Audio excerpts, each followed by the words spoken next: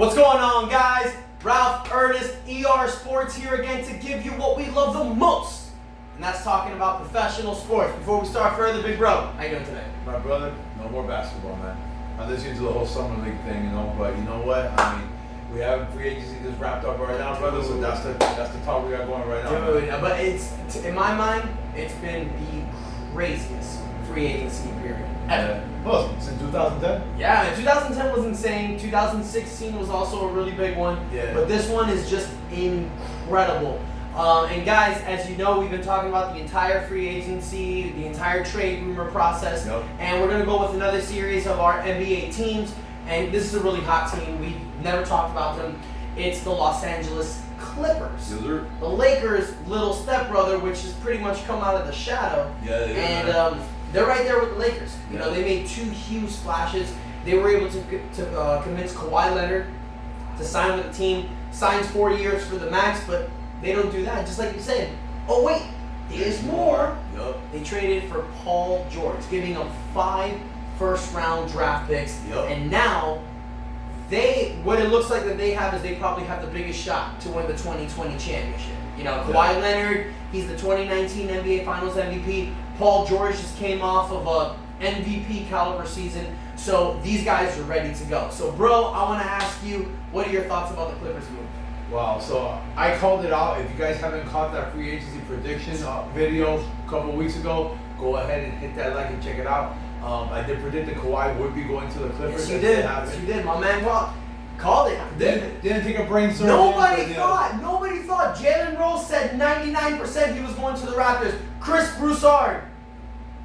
Yeah. Chris Broussard said he was going to everybody counted out the Clippers. But look, to Jalen's defense, he did say that Kawhi Leonard wanted out of San Antonio back in the day. Yeah. He was the first one to break. Jalen said the 99% thing. That's what I like. What I didn't like was when Chris Broussard came on FS1 Undisputed and said out of his mouth that the Clippers were out. So guys, that's why you're watching this video. Exactly.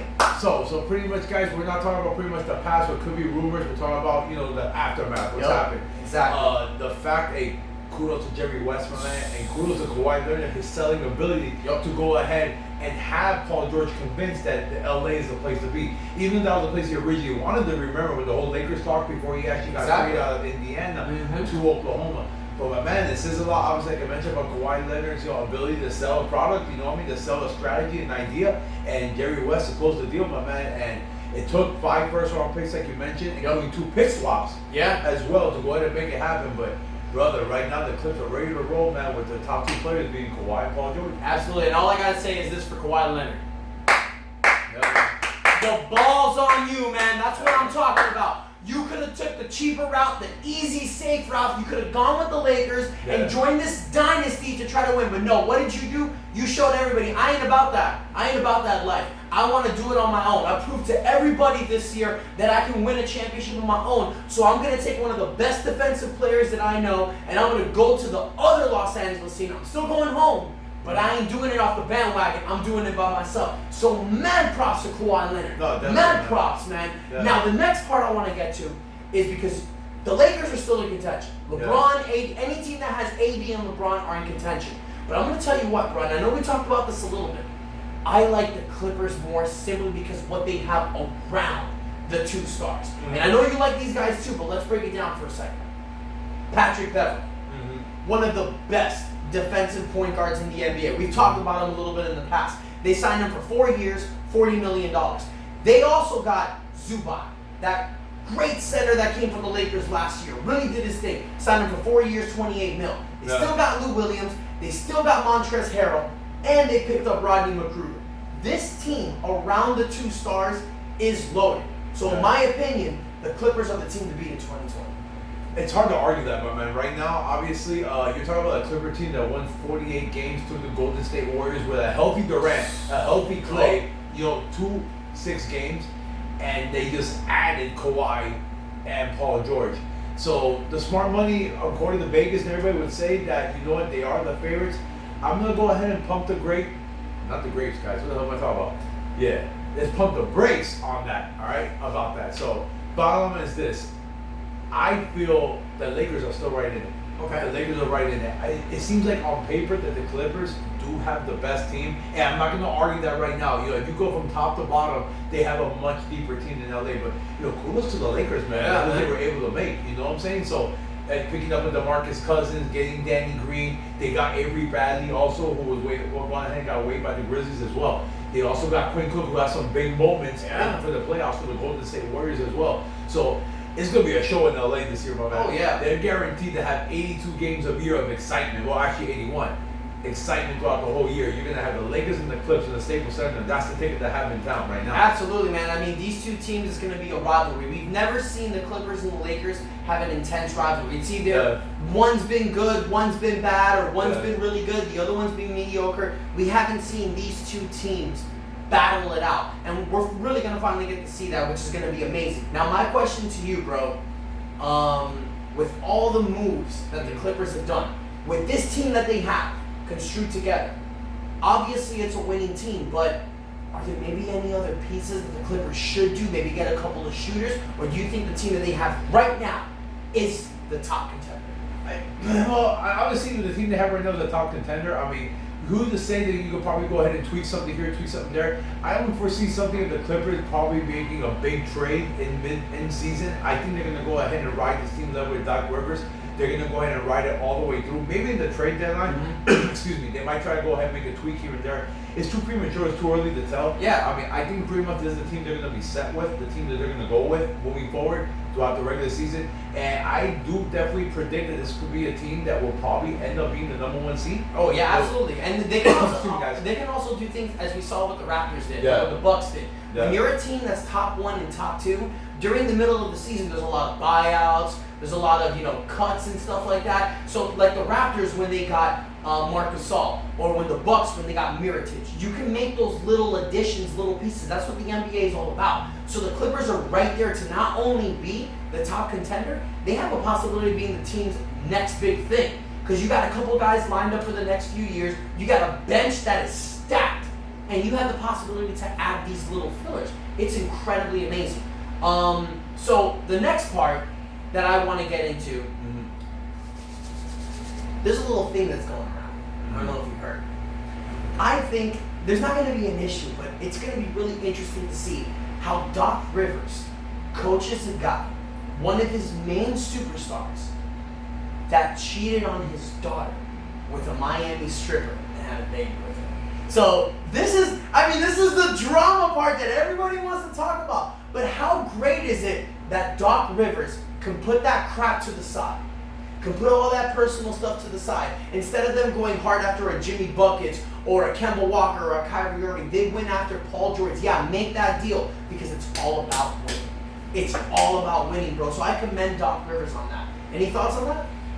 Wow. So, we're not going to get into the personal level about that part. Yeah. You know what I mean? Obviously. I mean, this is the Clippers video. We're talking about everything that's going on. I don't even know how many of our fans out there is even aware about this, about the details about this. Honestly, I'm not that detailed on the situation, so I'm just going to pretty much stick to a basketball standpoint.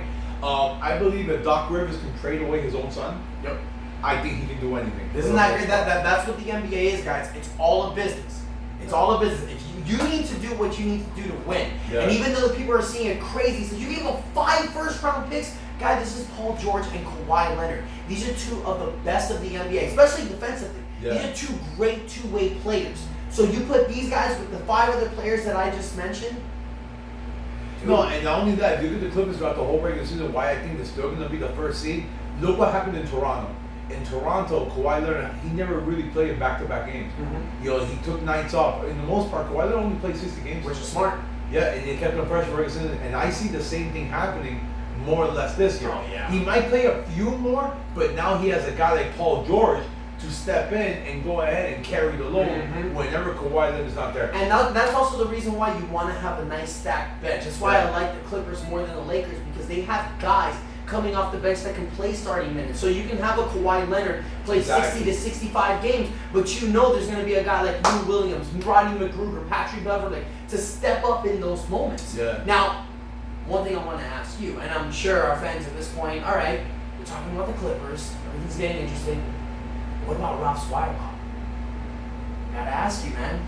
I gotta ask you. I mean, I know the wild cards are hard now because free agency process is over, but I guess at this point, the wild cards we're looking at, is there a particular player that you think might be disgruntled during the season that might get a buyout or a cut, and that would fit perfectly with this Clippers team?